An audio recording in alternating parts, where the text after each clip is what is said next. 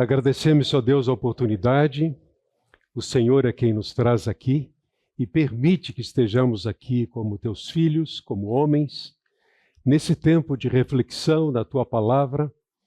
E nós oramos, ó Deus, para que o teu Espírito encontre liberdade nos nossos corações, para nos ensinar aquilo que nós precisamos ouvir, aprender, a fim de que nossas vidas, nosso coração, possa refletir a tua glória, revelar, ó Deus, um contentamento e assim glorificar o teu nome, ó Deus, em tudo o que somos, em tudo aquilo que nós fazemos.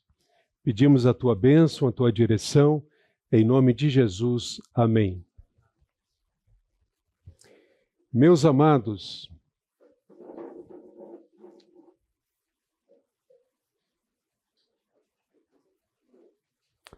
como nós temos reagido até aqui ao longo deste curso? Certamente temos aprendido verdades preciosas. Imagino que para alguns tem sido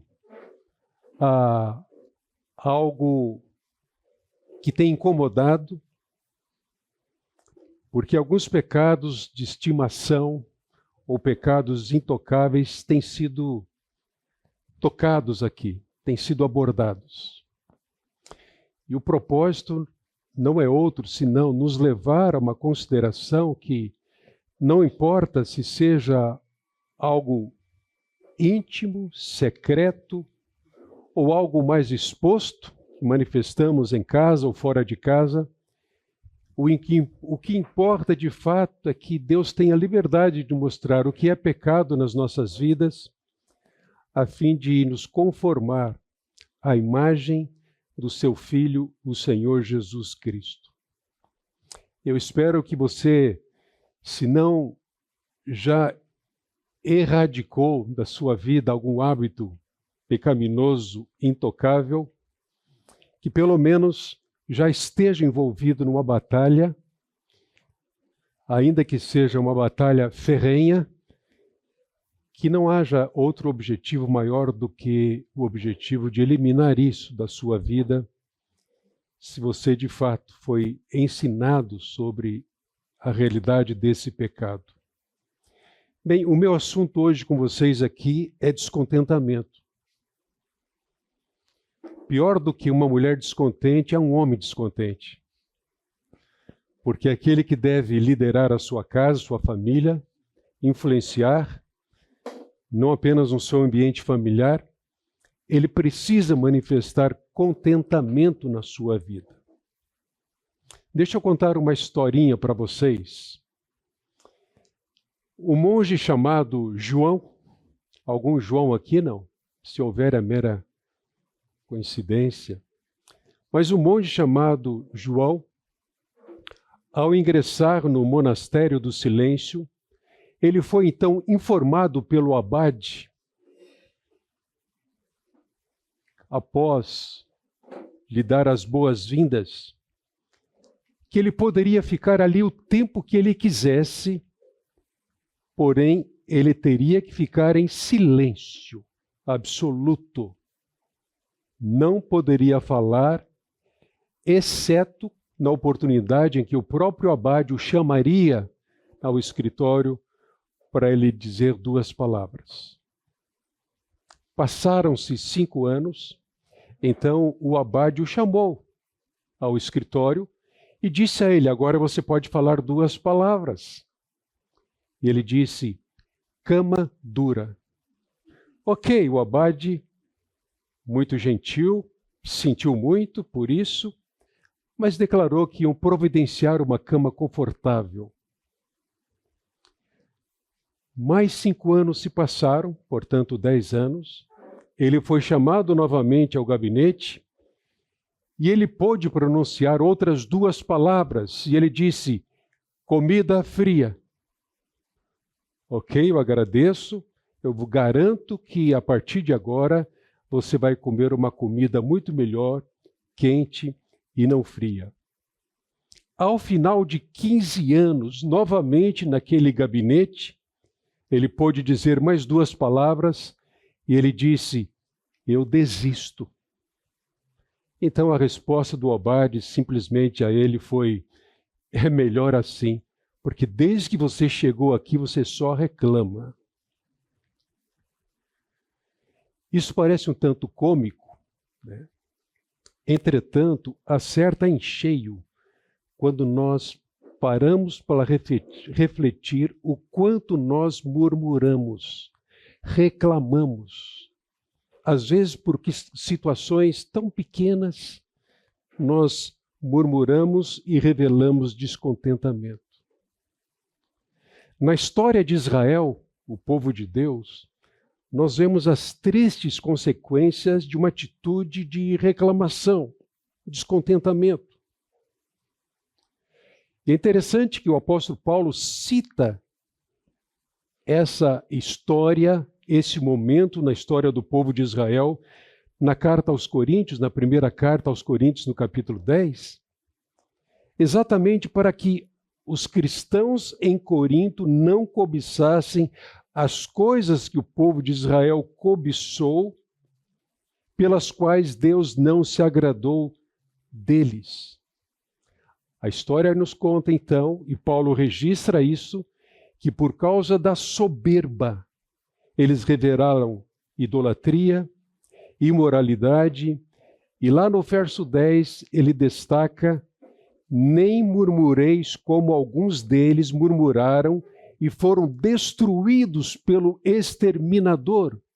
Ou seja, essas coisas foram escritas para os coríntios e também como advertência para nós. Deus nunca se agradou da murmuração, do descontentamento. O descontentamento e a murmuração são incompatíveis com o caráter de Deus, bem como incompatíveis com aquilo que nós temos e somos em Cristo Jesus. Há um descontentamento que é bom, e é bom que a gente mencione isso aqui no começo. Embora não venhamos a tratar aqui do descontentamento positivo, vale a pena mencioná-lo. Por exemplo, ficar descontente com a sua vida espiritual. Ela não está legal. Ela é medíocre. Você não gasta tempo com Deus. Isso deve provocar em você um descontentamento. Ficar descontente com oportunidades de testemunho ou de evangelização perdidas por você. Elas estiveram perante você, Deus colocou pessoas e você deixou passar oportunidades. Isso deve provocar em nós descontentamento. Bem como uma luta com o pecado, algo que nós não vencemos, seja a mentira, seja a falta de honestidade, isso deveria provocar em nós descontentamento. Mas o descontentamento como pecado vai ser o assunto nosso aqui hoje. E é importante nós considerarmos isso dentro da lista de pecados intocáveis ou pecados de estimação, porque uma pessoa descontente afeta todas as pessoas que estão à sua volta e convivem com ela. Não apenas ela prejudica a si mesma, mas ela prejudica o meio onde ela está, seja na igreja, no trabalho, especialmente em casa. Pode ser um marido descontente, ou um pai voltado para si mesmo, apenas para os seus próprios pensamentos, sem se importar com o que está à sua volta, ou sem se importar de uma maneira consciente com aquilo que Deus lhe dá para a vida, manifestando um descontentamento muito maior por aquilo que ele não tem, do que apreciação por aquilo que Deus lhe concede para essa vida que Deus deseja que ele viva. O problema maior do descontentamento ou da murmuração não diz respeito das coisas que vêm até nós. Uma ofensa. Ontem fui fazer uma visita com mais alguém da igreja e lá encontramos um homem totalmente descontente. E uma das razões, uma ofensa recebida o ano passado, o levou a ficar cabisbaixo, entrar em depressão, coração amargurado. nós não tivemos assunto maior e melhor para tratar ali naquele contexto, senão perdão. Ele precisa se libertar, não apenas do descontentamento, mas desse sofrimento que existe, sobretudo porque ele não conseguiu perdoar a pessoa que lhe ofendeu há 1 ano. O problema maior do descontentamento não é aquilo que vem até nós, mas é aquilo que sai de nós. Isso significa como é que você reage às circunstâncias da vida. Como é que você reage às pessoas que não são tão benquistas? Como é que você reage à enfermidade? Como é que você reage a uma queixa da sua esposa? Como é que você age à rebeldia dos seus filhos? Estou falando de situações normais, das quais nós não podemos nos livrar facilmente ou nem sequer temos a capacidade de controlá-las. Algumas afirmações interessantes para despertar o seu coração. J.C. Ryle, no livro Uma Palavra aos Moços, ele disse: dizem que há 2 coisas muito raras de se ver no mundo: um jovem humilde e um velho contente. Receio que essa afirmação seja verdadeira, infelizmente. Jeremiah Burroughs, ele diz: contentamento cristão é uma joia rara. E ainda essa afirmação do Greg, ele escreveu sobre o paradoxo do progresso, como é que a vida melhora e as pessoas se sentem mal. Ele disse: embora a vida no mundo ocidental tenha melhorado dramaticamente nas últimas décadas, o nível de felicidade e de contentamento diminuiu. Qual é a razão para isso? Por que que nós andamos mais descontentes hoje, com maiores facilidades? Uma vida mais fácil? Por que que nós ainda revelamos descontentamento? Deixa eu apresentar para vocês essa afirmação de John Piper e, após ela, os perigos do descontentamento. Se você já leu algum livro do Piper, essa é a tônica dele, né? Deus é mais glorificado em nós quando estamos mais satisfeitos nele. Alinhamos com esse pensamento, porque de fato é ilusão você pensar que existe contentamento pleno sem que o foco principal seja Deus, sua glória, seu prazer nele, seu deleite nele, sua vontade, a intimidade com ele, o relacionamento com ele. É engano pensarmos nisso. Você pode ter todo o dinheiro do mundo, isso não vai lhe proporcionar essa atitude que glorifica a Deus, que revela exatamente uma distinção muito grande entre a cultura que existe no mundo do descontentamento com a cultura que Deus espera ver no nosso meio cristão, que é a cultura do contentamento. Então vejam, quais são os perigos do descontentamento? O que podemos imaginar aqui em relação a perigos ou consequências, efeitos, enfim? Eu estou usando o termo perigo porque, de fato, é algo que deve chamar a nossa atenção. E eu espero muito que nenhum de nós aqui seja indiferente ao que a Bíblia fala sobre isso, por causa dos perigos que existem no coração descontente. Mas o quanto nós estamos conscientes sobre esses perigos e as consequências dele. Vejam, um coração descontente revela, antes de mais nada, a corrupção dentro do próprio coração. Eu chamo de corrupção qualquer indiferença para com Deus, a falta de temor a Deus, a não consciência da necessidade de a nossa vida ser pautada pela vontade de Deus, a pouca importância ao relacionamento com Ele, Uma vida que se preocupa com tanta coisa, mas não se preocupa com que Deus seja glorificado, isso é corrupção. O desejar o mal, isso é corrupção. Alimentar-se de algum pecado, uma ambição egoísta, isso é corrupção. O mesmo desejo legítimo de ser satisfeito, mas esse desejo é maior do que o desejo de glorificar a Deus, isso também é corrupção. Eu quero considerar aqui o que Paulo diz. A carta de Paulo aos Filipenses, embora aprisionado, Paulo escreve uma carta inteira para falar sobre alegria, para falar sobre o segredo do contentamento. E eu queria que vocês notassem aqui a expressão para quê? Porque essa expressão, para quê ou de modo que, ela está inserida num contexto muito importante aqui. Ele começa dizendo, fazei tudo sem murmuração nem contendas. Aí ele coloca, para quê ou de modo que. Então, ser irrepreensível, é o que ele vai dizer depois, ser sincero, ser inculpável, depende de fazermos todas as coisas sem murmuração e contenda.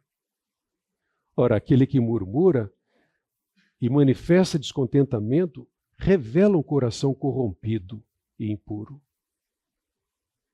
Não é simplesmente algo que traz tristeza. Não é simplesmente uma expressão de alguém que está descontente. Há um coração que não está bem centrado. Esse coração, provavelmente, ele está olhando muito para si. Ele não está olhando para Deus. Aquele que o salvou, que o criou, o salvou. O fez filho. Paulo nos ensina, então, que devemos fazer todas as coisas sem murmuração. Inclusive, é possível a gente obedecer a Deus com espírito murmurador? Isso revela simplesmente a falta de santidade. Então, notem, a murmuração é característica de uma geração pervertida e corrupta. Para que vos torneis irrepreensíveis e sinceros, filhos de Deus inculpáveis no meio de uma geração pervertida e corrupta, no qual resplandeceis como luzeiros no mundo. A natureza da impiedade, ela pode ser vista aqui neste texto, em Judas, versículo 15. Para julgar a todos e convencer a todos os ímpios a respeito de todos os atos de impiedade que eles cometeram impiamente e acerca de todas as palavras insolentes que os pecadores ímpios falaram contra ele. Essas pessoas vivem se queixando e são descontentes com a sua sorte. Seguem os seus próprios desejos impuros, são cheios de si e adulam os outros por interesse. Notem, a natureza da impiedade é explicada aqui no versículo 16. Ela tem como característica a murmuração e o descontentamento. E essas são marcas dos ímpios pecadores, ele diz, sobre os quais Deus vai trazer juízo. Nós vemos isso no Antigo Testamento. Ao olharmos para a murmuração do povo de Israel, Deus considerava a murmuração como rebeldia. E essa murmuração do povo merecia o justo juízo de Deus. Então a história nos traz alguns elementos para nossa atenção. Após Deus ter libertado Israel do Egito, uma bênção concedida. Deus fez o povo passar pelo Mar Vermelho, a pés enxuto, uma grande bênção concedida pela poderosa mão de Deus. E após terem celebrado com cântico essas bênçãos, essas vitórias, conforme o relato em Êxodo, capítulo 15, eles então foram conduzidos por Moisés ao deserto de Sur, viajaram por 3 dias, não acharam água, e qual foi o resultado disso? Murmuração, descontentamento. É como se estivesse esquecido de Deus, da sua soberania, aquele que acabara de realizar milagres, feitos poderosos no meio do povo de Israel. Chegaram ao lugar, Mara, não podendo beber água porque era amarga, eles murmuraram contra Moisés. Além de revelar corrupção no coração, um coração descontente é incompatível com o Filho de Deus. Veja, voltando ao capítulo 2 de Filipenses, versículo 14 e 15. No verso 15, Paulo lembra aos filipenses que eles são filhos de Deus, para que vos torneis irrepreensíveis e sinceros, filhos de Deus inculpáveis, no meio de uma geração corrompida e pervertida. Então, quando nós somos tentados a murmurar, a reclamar, nós deveremos parar e refletir sobre aquilo que nós somos ou que nós temos em Cristo Jesus.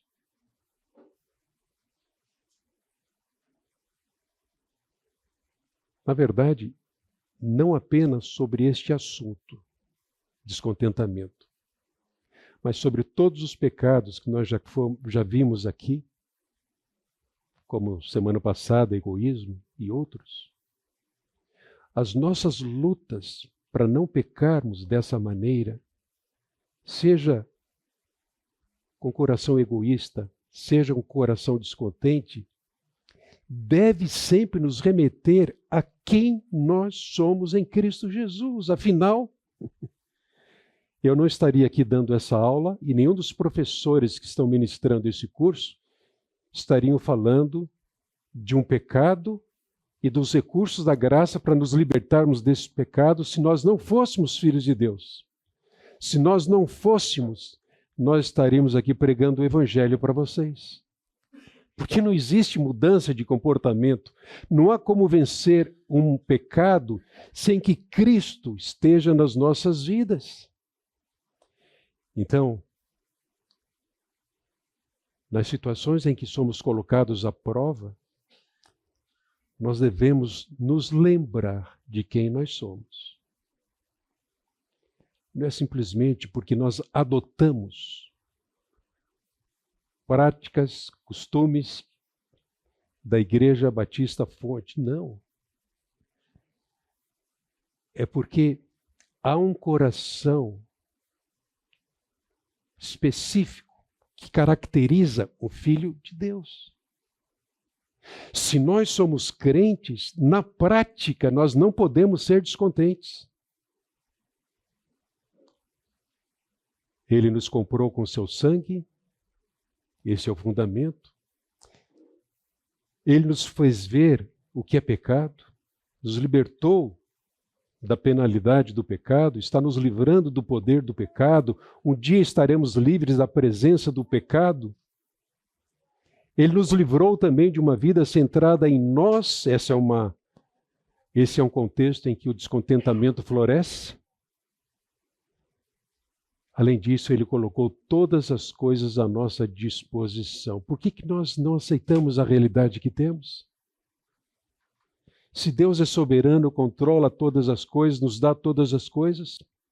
Paulo disse aos Coríntios, no capítulo 3, verso 21, portanto, ninguém se glorie em homens, porque todas as coisas são de vocês, seja Paulo, seja Apolo, Pedro, seja o mundo, a vida, a morte, o presente e o futuro, tudo é de vocês e vocês são de Cristo.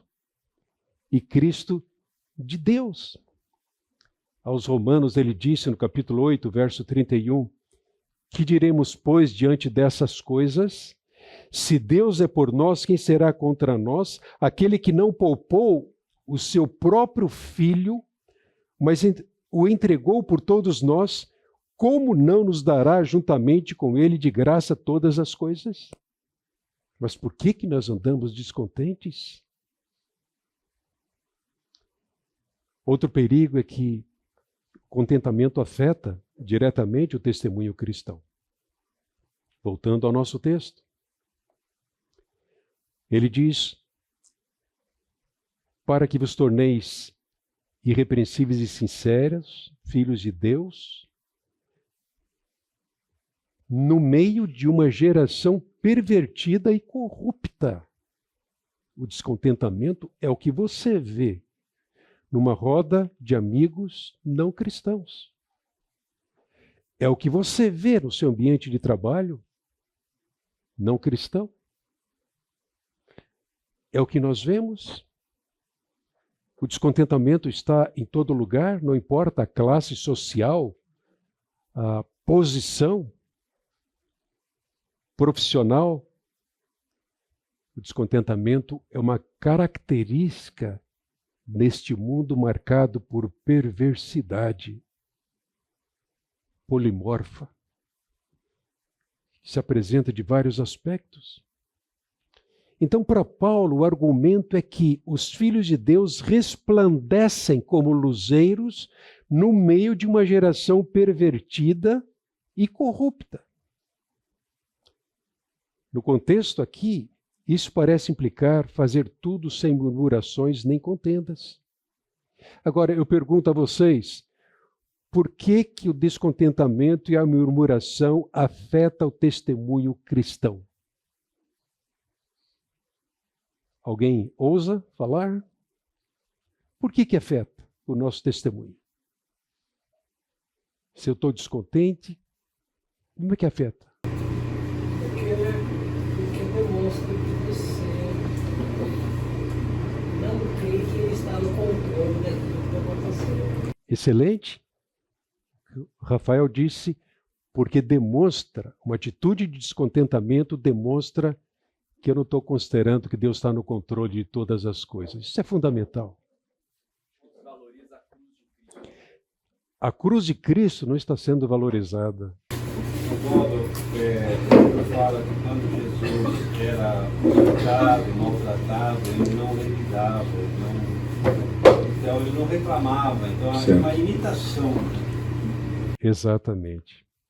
Eu não sou imitador de Cristo se eu reclamo, murmuro e levo uma vida descontente. Porque Jesus não revidava com o trave quando maltratado. Sim, Nick. Em última instância, toda reclamação é contra Deus. Porque Ele está no controle de tudo. Excelente. Uma testemunha descontente, ela chama atenção para si e não para Cristo. Mas nós fomos criados em Cristo para a glória de Deus. Nós não somos de nós mesmos. Além disso, o cristão descontente assemelha-se ao incrédulo. Não há diferença. Esse sal torna-se insípido. Essa luz não está brilhando. E vocês falaram aqui razões fundamentais. Às vezes o incrédulo é muito mais... Para nossa vergonha, né? Quando o incrédulo é mais contente com a vida do que nós. É para nossa vergonha isso. Vocês que são mais velhos aí, lembram-se daquele desenho animado? Da hiena? Ó vida, ó azar. Qualquer situação, qualquer proposta, ela murmurava. Deixa eu considerar com vocês algumas razões para o contentamento. Deus deseja. Deus quer. É compatível com Ele, com a sua glória. Esta deve ser a primeira razão. Tomando por base aqui Hebreus 13:5, conservem-se livres do amor ao dinheiro e contentem-se com o que vocês têm. Porque Deus mesmo disse, nunca o deixarei, nunca o abandonarei. A primeira razão. Deus nos exorta a estarmos contentes com as coisas que nós temos. Ah, mas olha o meu vizinho. Olha o que entrou na garagem dele.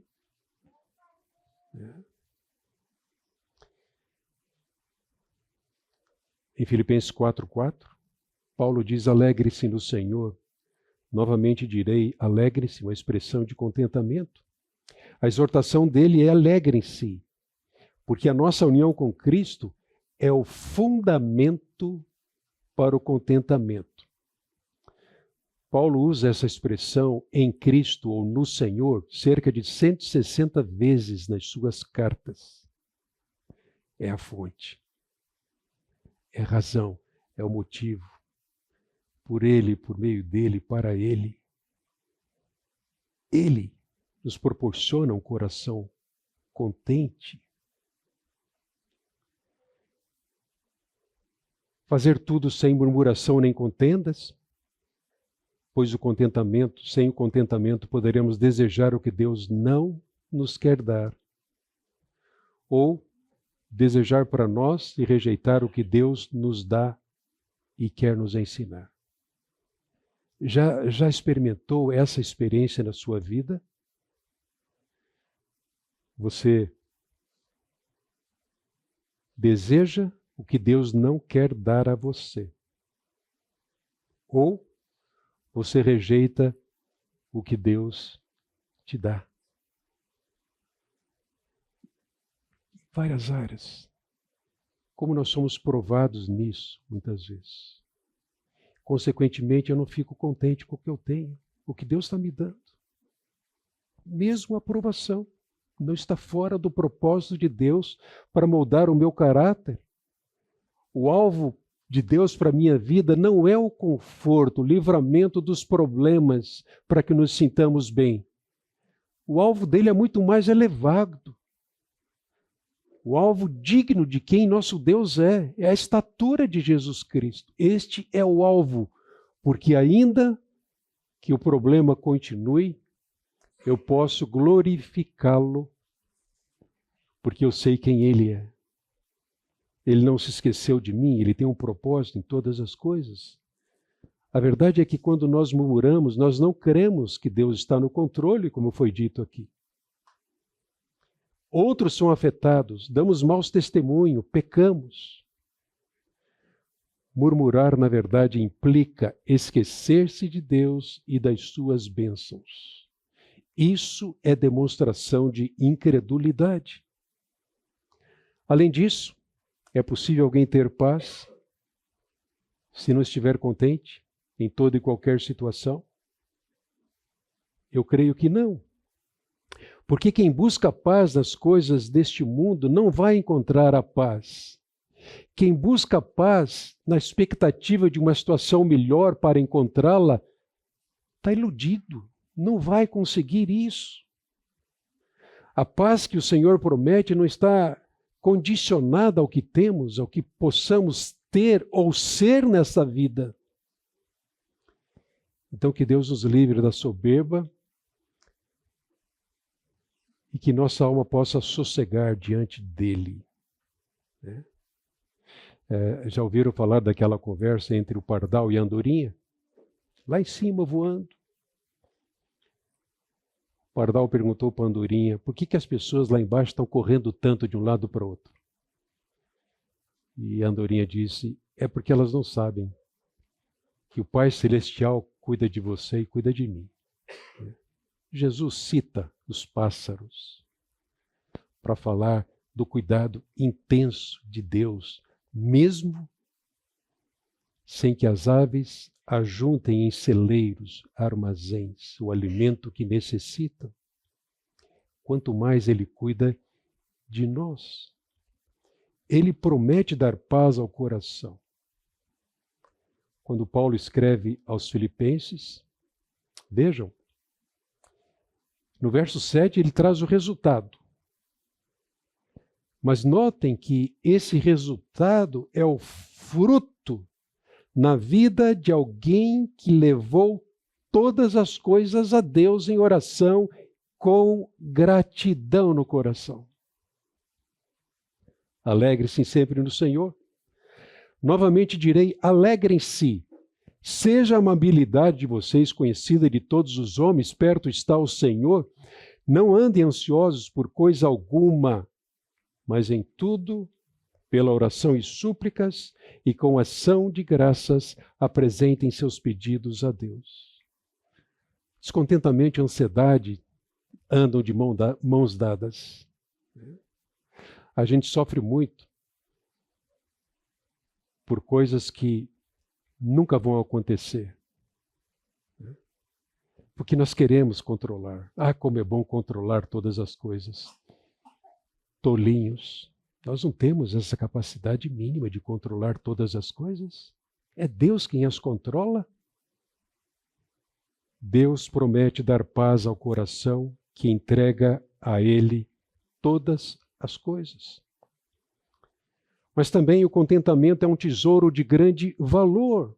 Notem, de fato, grande fonte de lucro é a piedade com contentamento. Paulo escreve a Timóteo, lá no capítulo 6.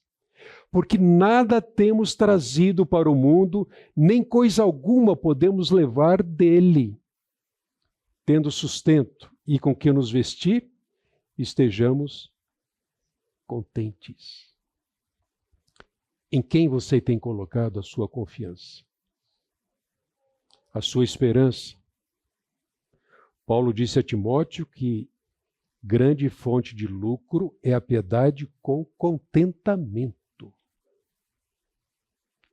E no verso 8, ele condena esse nosso desejo, eu diria, autoindulgente por riqueza, que vai resultar em descontentamento.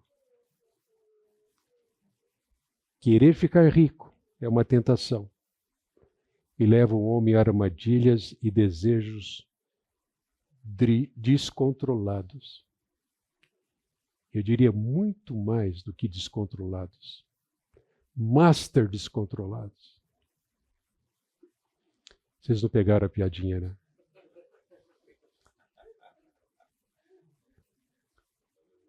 Paulo está contrastando a busca por riquezas terrenas com a busca por contentamento. Duas riquezas, dois valores. E ele diz, tendo o que comer e vestir, aleluia, glória a Deus. Ele dirige nossa atenção para aquilo que é realmente importante.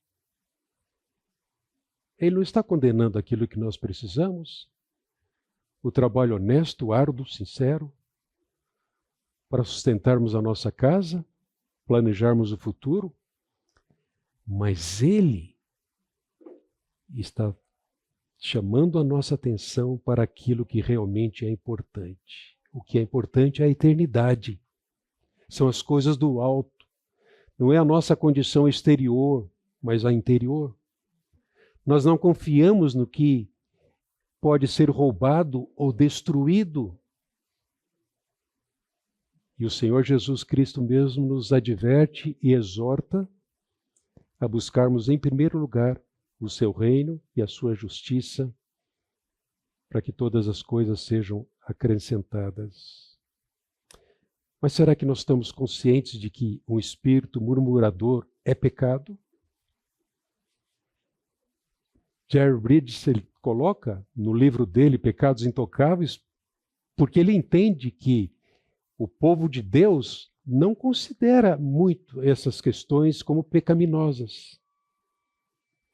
Que Deus os livre dessa falta de sinceridade, transparência e plena consciência que eu preciso ter.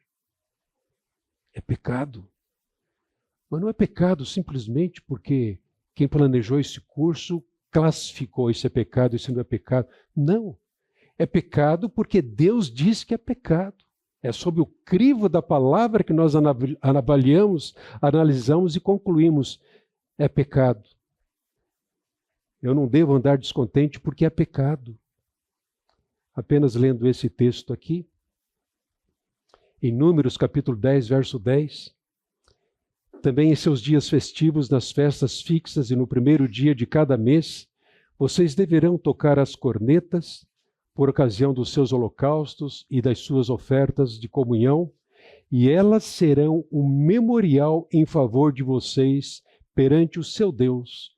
Eu sou o Senhor, o Deus de vocês. Eusébio trouxe a trombeta? Era para você tocar agora aqui. Vamos para o intervalo, depois a gente volta. O que nós vemos aqui neste texto, em Números, são dois grandes acontecimentos.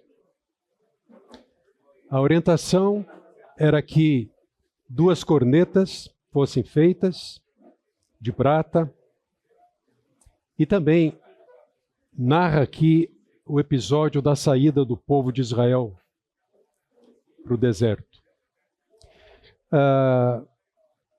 Preste atenção, Deus havia estabelecido que essas cornetas fossem feitas, ou trombetas, para serem tocadas com o propósito de reunir o povo para que se lembrasse da presença do Senhor numa festa, num momento de contentamento, de alegria. E outra corneta era tocada para avisar o povo que deveriam partir. Então Deus providenciou, além disso, uma nuvem para guiar o povo pelo deserto. Mas notem que no início do capítulo 11, vemos o povo reclamando, se queixando. Aconteceu que o povo começou a queixar-se das suas dificuldades aos ouvidos do Senhor. E quando ele os ouviu, a sua ira acendeu-se, e fogo da parte do Senhor queimou entre eles e consumiu algumas extremidades do acampamento. Percebe? A maneira como Deus tratou a reclamação, a murmuração, o queixar-se, o descontentamento.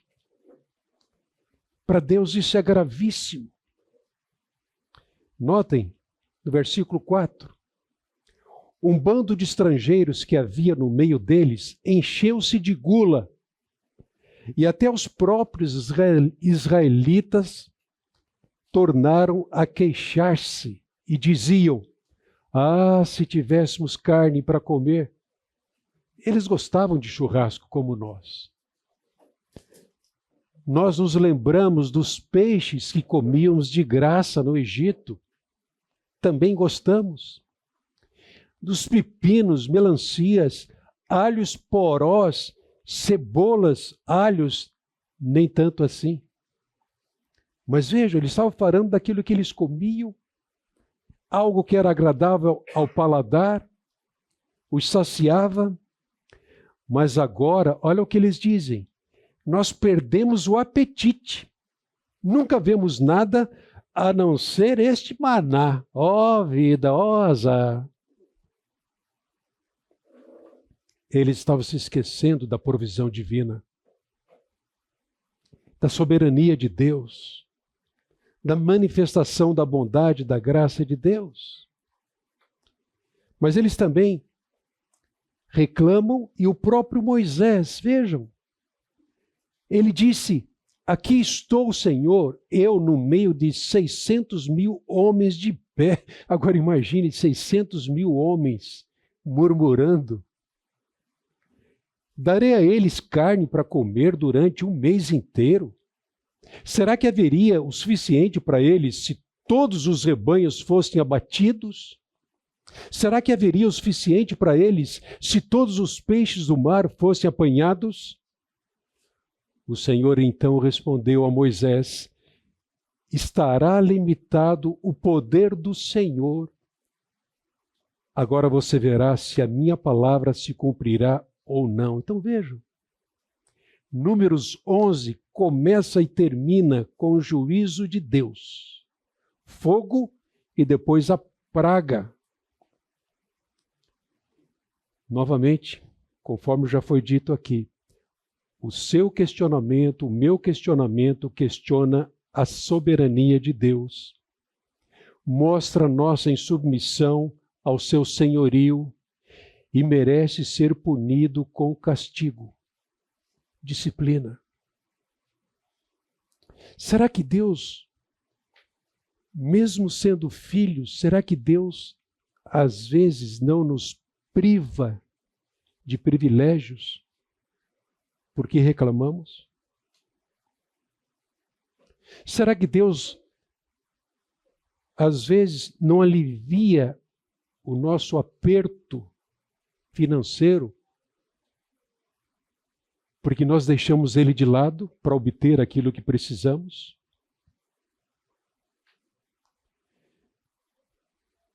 E se o endividamento for, acima de tudo, fruto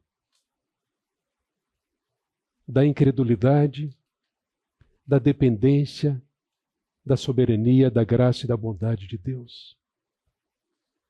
E se o endividamento, tão presente nessa sociedade, o nosso povo brasileiro é um povo endividado, mas também porque gasta como quer, não está contente com o que tem. Mas será que nós, filhos de Deus, não podemos sofrer consequências e não termos a bênção de uma vida financeira equilibrada, porque Deus está fora das nossas contabilidades, nossos planos? Nós precisamos medir isto, porque todo descontentamento questiona a soberania de Deus, mostra a falta de submissão a Ele e merece ser punido. Então, algumas lições que nós podemos extrair da experiência dos israelitas. A primeira é que murmurar revela esquecimento da presença e das bênçãos de Deus. Cara, imagino quão terrível deve ser para Deus. Até ontem, livrando, protegendo, guiando, sustentando, e hoje estou eu aqui. Ó vida, ó azar, esquecendo-me dele. Além disso, outra lição é que descontentamento normalmente nos leva a lembrar de fatos do passado.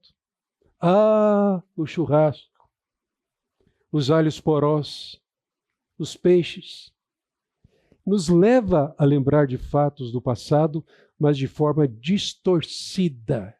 Como era bom. E hoje, por que não é bom? Porque Deus está falhando? Porque não veio o churrasco? A picanha? Isso não é bom? Mas qual é a perspectiva sua e minha? Para Deus é bom, dentro do seu propósito soberano para as nossas vidas.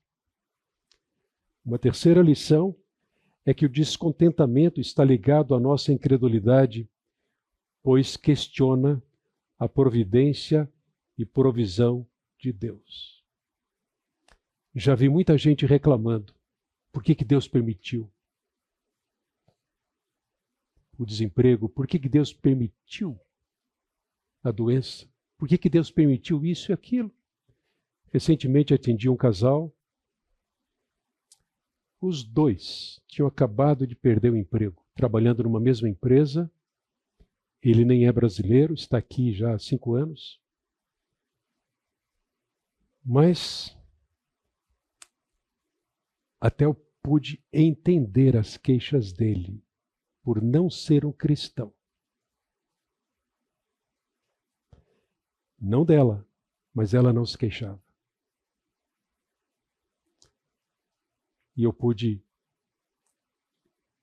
levá-los a olhar para quem Deus é,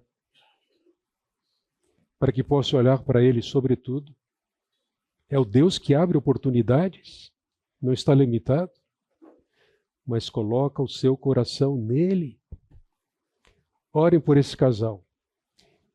Eles vão ao encontro de casais, nós temos mais alguns casais não cristãos, alguns em que um dos cônjuges não é cristão, que eles de fato têm uma experiência genuína com o Senhor Jesus Cristo. É isso que fará toda a diferença na vida deles, não importa o que venha pela frente. Algumas razões bíblicas, continuamos, para o contentamento é que o descontentamento nunca está sozinho. Já pensou nisso? Ele nunca está sozinho. Normalmente está ligado a outros pecados. São cúmplices, estão ali pressionando, atuando. Na verdade, o descontentamento está no cerne da cobiça. Vocês se lembram qual é o 10º mandamento? Não cobiçarás. O breve catecismo de Westminster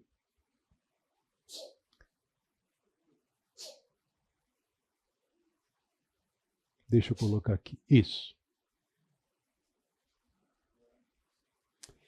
Esse catecismo é um resumo doutrinário em formato de perguntas e respostas, né? Escrito para facilitar a compreensão, a instrução de crianças, novos convertidos e famílias. Ele foi elaborado lá na Assembleia de Westminster, em 1648, quando o parlamento foi convocado num período de grandes reformas religiosas. Agora vejam, o que existe no 10º mandamento, segundo o breve catecismo?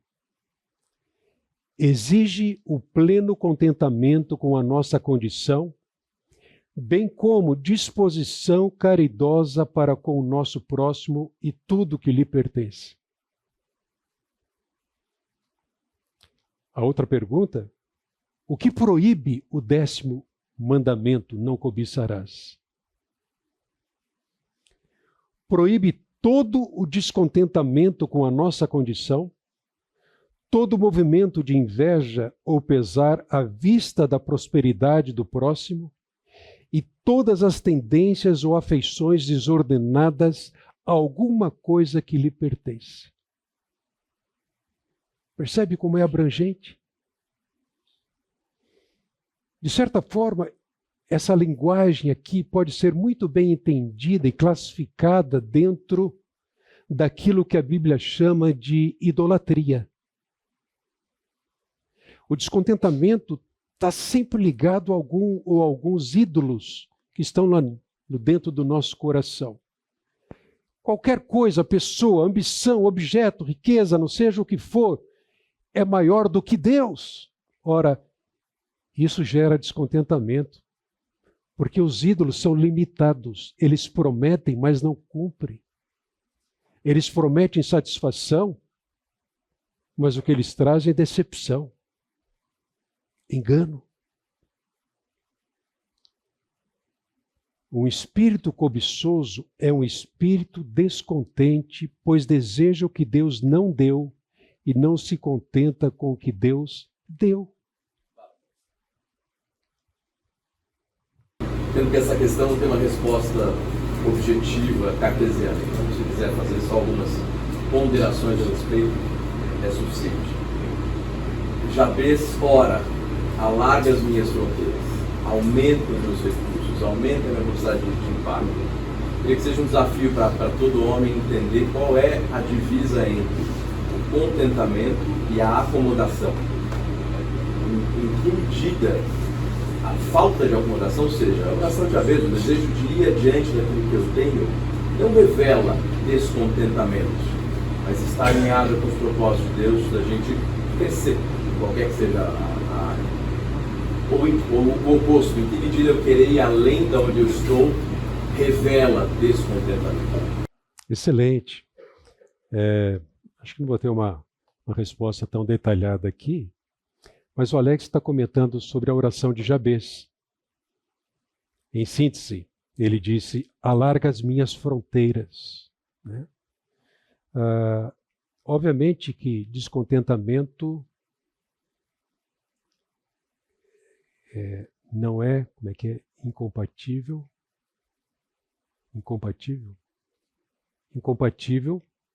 com essa ambição louvável.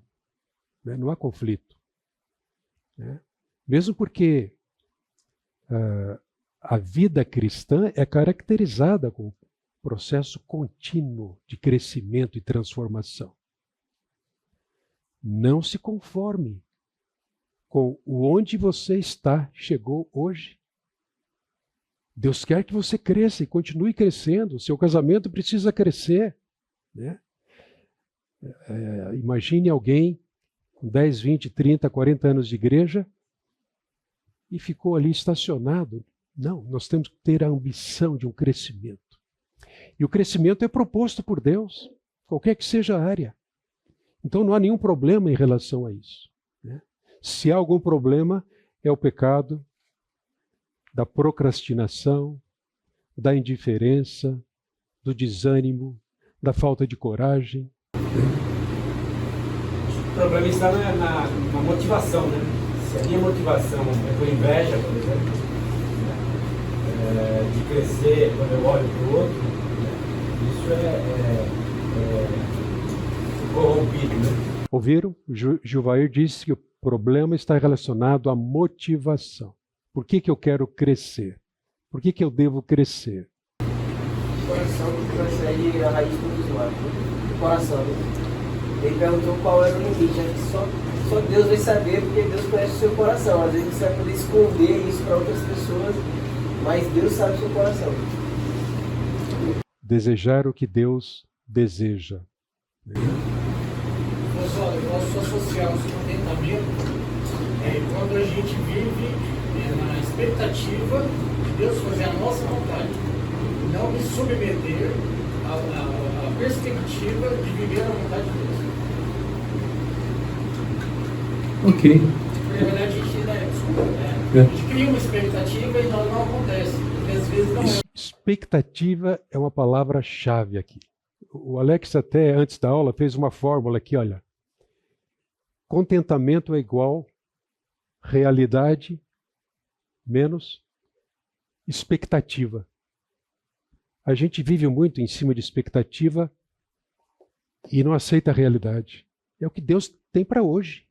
É o que Deus nos dá para vivermos contentes. A gente deve lembrar, que o Alex mencionou a oração de Jabez, que mesmo ali existe um padrão de sujeição ao Senhor.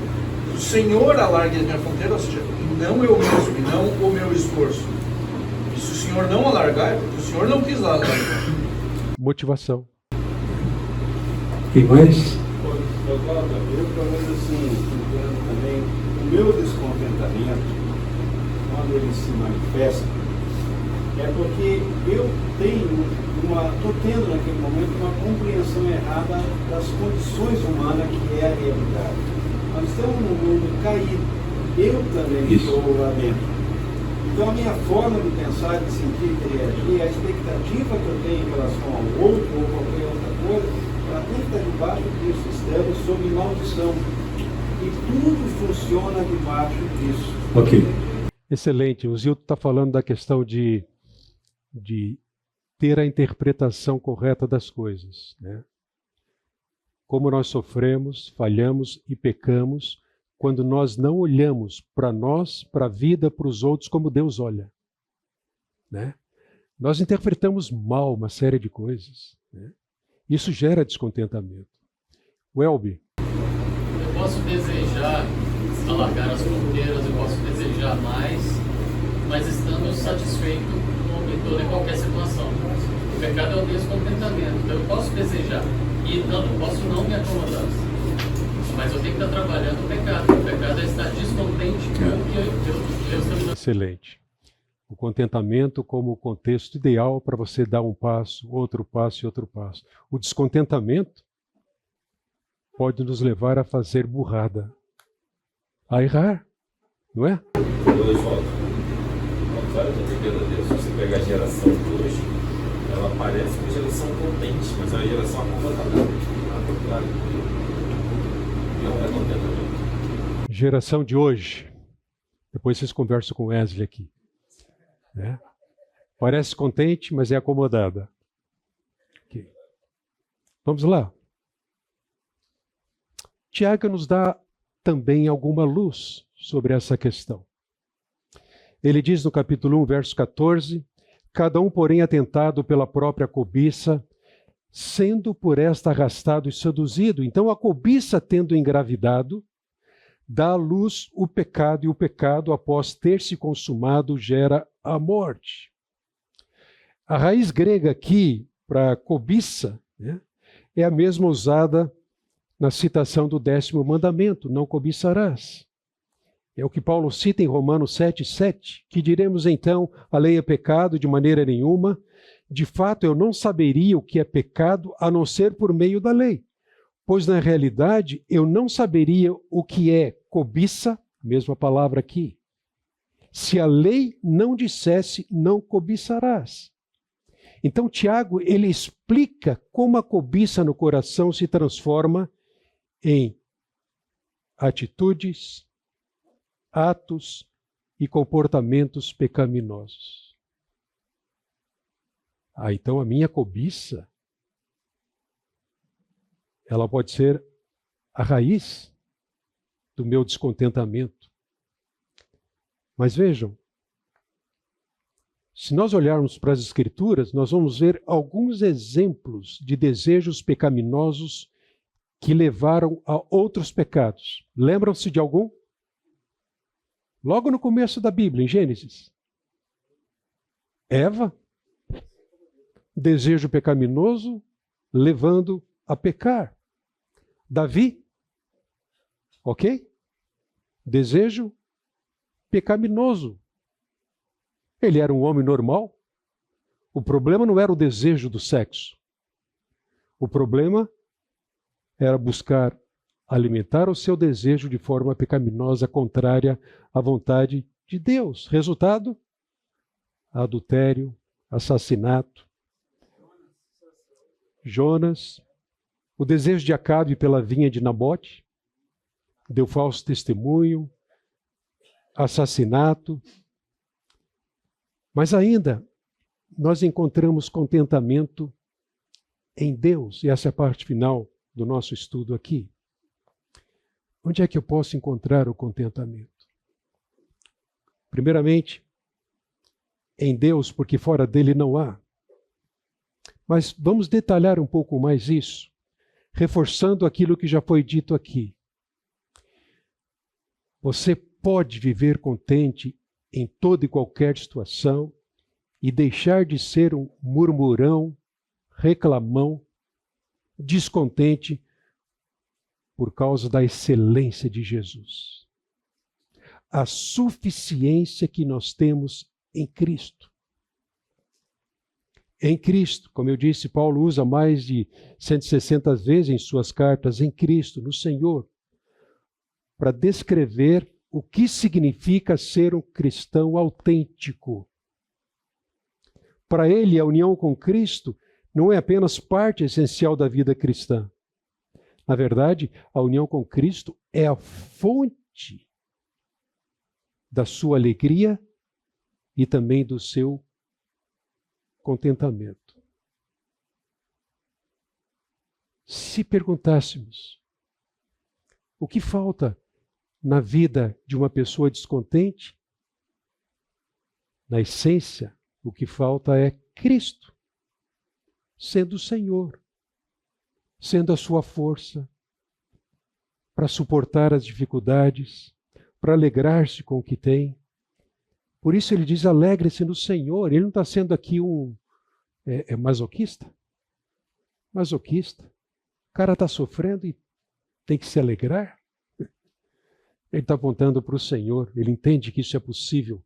Ele passou por tudo isso. Em meio à sua prisão, sofrimento, perseguição, naufrágio, ele revelou o segredo de estar contente, que é Cristo. Além disso, encontramos contentamento no nosso amor e intimidade com Deus. Vocês já notaram quantos versos na Bíblia nós temos nos estimulando a intimidade com Deus? Certa vez, aconselhando alguém, uma luta ferrenha contra imoralidade, eu passei para ele a seguinte tarefa: você vai pegar o livro de Salmos, versículo por versículo, e vai destacar em cada verso os atributos de Deus. O objetivo é levar essa pessoa a conhecer mais a Deus e buscar a sua satisfação nele. E ele fez isso. Ao final de um ano, ele me disse: Oswaldo, eu estou escrevendo um devocional, um devocionário. E que alegria em receber uma cópia e perceber que foi fruto desse seu empenho e sua apreciação por Deus. 365 devocionais para um ano todo. Vejam, alguns salmos. Tu me farás ver a vereda da vida, na tua presença plenitude de alegria, na tua destra delícias perpetuamente. Você pode não entender, pode estar confuso, o seu descontentamento tem sido frequente, você até lamenta por conta disso. Não existe uma receita fácil e barata, mas uma coisa é certa. Se você buscar o Senhor, você vai encontrar o que precisa. Na presença dele, a plenitude de alegria, delícias perpetuamente. Salmo 63, a minha alma tem sede de ti. A tua graça é melhor do que a vida. Normalmente a pessoa descontente, ela não tem sede de Deus. Ela tem sede de ter mais. Para que, enganosamente, considere ou coloque na sua estabilidade emocional, na sua prosperidade, o fato de ter mais. Mas é um engano. Para o salmista ele diz: a minha alma tem sede de ti, a tua graça é melhor do que a vida. Como de banha e de gordura farta-se a minha alma. Olha o torresminho aqui. Mas o que ele está querendo dizer com essa linguagem, figura de linguagem? Ele está descrevendo o seu prazer espiritual profundo na plena comunhão com Deus. Outro Salmo 73. Que mais tenho eu no céu? Não há outro em que eu me compraza na terra. Ainda que a minha carne e meu coração desfaleçam, Deus é a fortaleza do meu coração e a minha herança para sempre. Apenas alguns poucos salmos. Mas pelo menos um no Novo Testamento. Quando Jesus disse: permanecei em mim e eu permanecerei em vós, para que a minha alegria esteja em vocês e a alegria de vocês seja completa. Percebem aqui? Onde é que está a alegria? Aqui Jesus está conectando permanência nele com alegria completa. Que eu não me iluda. Não existe essa alegria completa se eu não permanecer em Cristo. Mas ainda nós podemos encontrar contentamento nas promessas de Deus. Uma delas, Deus nunca nos deixará. Você entende isso? Vive isso? Procura viver isso? O autor de Hebreus diz: conservem-se livres do amor ao dinheiro e contente-se com o que vocês têm. Porque Deus mesmo disse: nunca o deixarei, nunca o abandonarei. Outra promessa: Deus vai completar a obra que Ele começou na sua vida um dia. Paulo tinha essa certeza: estou convencido de que aquele que começou boa obra em vocês vai completá-la até o dia de Cristo Jesus. Deixa Deus trabalhar, não estraga. E o seu contentamento é importante para que Deus continue trabalhando. Ele tem um propósito em todas as coisas. Ele faz todas as coisas cooperar para o nosso crescimento. Porque Ele age em todas as coisas para o bem dos que o amam, aqueles que foram chamados de acordo com o seu propósito. de levá-los à maturidade em Cristo Jesus. Alguma pergunta até aqui? Alguma questão? A participação tem sido ótima. É verdade que Deus faz com que tudo coopere, tudo é o bem e tudo também é o mal. As coisas boas e as coisas ruins cooperam com o nosso crescimento. Deus usa todas as coisas, bem e mal. Seu propósito é imutável. Ele tem um plano, ele tem um propósito, ele age para nos conformar à imagem do seu Filho. Por isso que é muito importante que a nossa teologia do sofrimento esteja totalmente fundamentada nas Escrituras. Porque Deus não despreza nada, mesmo a dor, para nos levar à maturidade em Cristo Jesus. Dentro dessa perspectiva, não existe contentamento para o incrédulo. Sem Cristo, não existe genuíno contentamento. É por causa da... O Gilvair está mencionando aqui que, nesse sentido, não existe contentamento para o incrédulo. O contentamento em todas as coisas é possível para o crente. Sem Cristo é impossível. Por causa da concupiscência da carne, dos olhos, a soberba da vida. O homem busca, sem Deus, enganosamente se satisfazer nas coisas, nas conquistas, no que ele pode obter. Então, a palavra final aqui, cuide do seu coração. É do coração que sai o descontentamento, assim como o contentamento.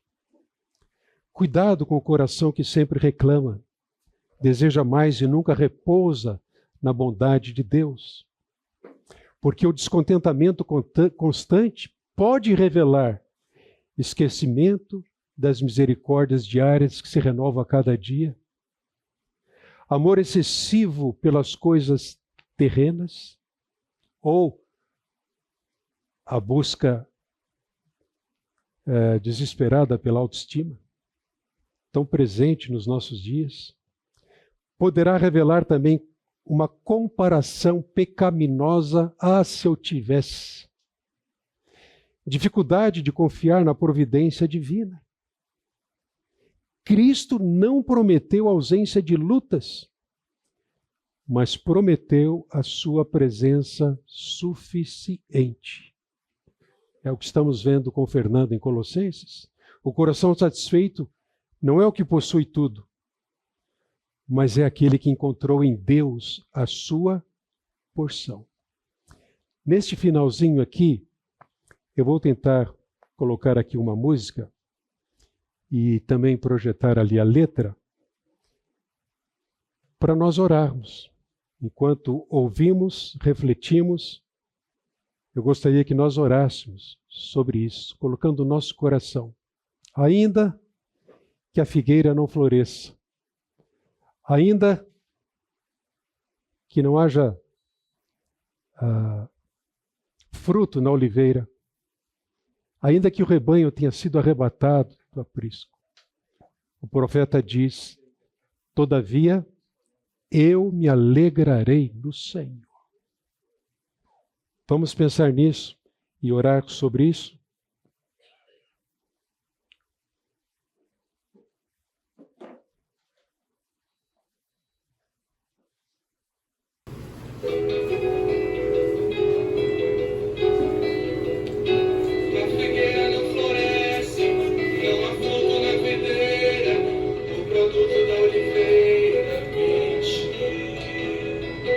E os campos não produzem, e o curral está vazio.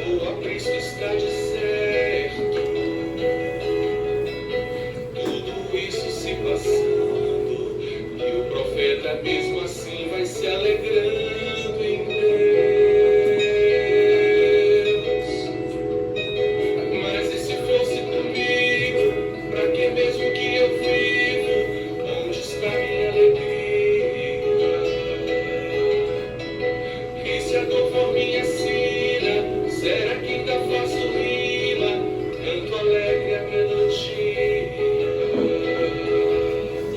E se eu perdesse tudo, será que com tudo me alegraria em Deus? Eu quero ser, não quero ter. Eu quero crer, não quero ver. Que minha alegria seja tão somente me lembrar de ti, meu Deus. Viver e só de ti viver. Morrer ansioso por te ver. É minha oração. É assim que eu queria ser.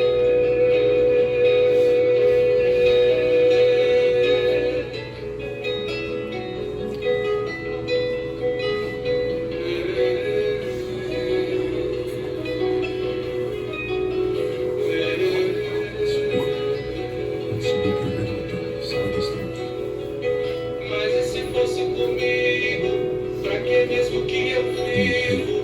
Onde está minha alegria? E se a dor for minha sina, será que ainda faço rima? Canto alegre a melodia. E se eu perdesse tudo, será que com tudo me alegraria em Deus? Eu quero ser, não quero ter. Eu quero crer, não quero ver. Que minha alegria seja tão somente me lembrar de ti, meu Deus. Viver e só de ti viver. Morrer ansioso por te ver. É minha oração. É assim que eu queria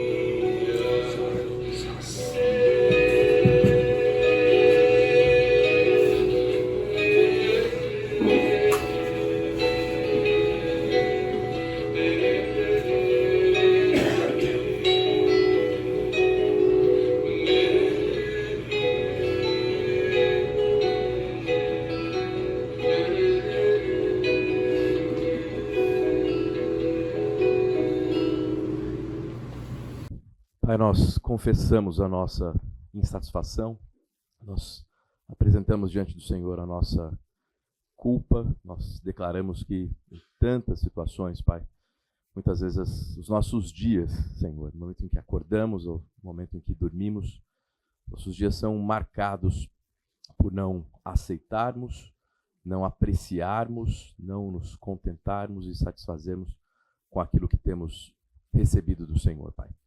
Nós somos capazes de nos rebelar contra o Senhor em tantas áreas das nossas vidas. Por isso, o meu desejo, o desejo dos meus irmãos aqui nesse momento é primeiro clamar pelo teu perdão, Pai. De fato, revela a nós, traz a nossa percepção esses centros de insatisfação, Pai, e transforma a nossa vida, Pai. Nos transforma em seres que de fato entendem que não merecem nada, que tudo que temos de Ti vai muito mais além do que merecemos, Pai, e que é começar pela salvação em Cristo, Pai, começar pela morte do Teu Filho, do Cordeiro perfeito, Pai. Nós nos maravilhemos com aquilo que o Senhor nos dá, Pai. Que cada dia o pão, o alimento, as nossas famílias, os nossos filhos, as nossas esposas, os nossos trabalhos, os nossos amigos, a nossa igreja, o nosso carro, tudo que tivermos, Pai, seja fonte de satisfação e de reconhecimento de que recebemos do Senhor mais do que merecemos, Pai. Que a partir de hoje e gradualmente os nossos corações sejam convertidos e mudados, Pai. Nós precisamos de Ti. Nos despede nesse momento e que a partir do dia de hoje os nossos olhos estejam atentos para isso, Pai. E é em Jesus que nós oramos. Amém.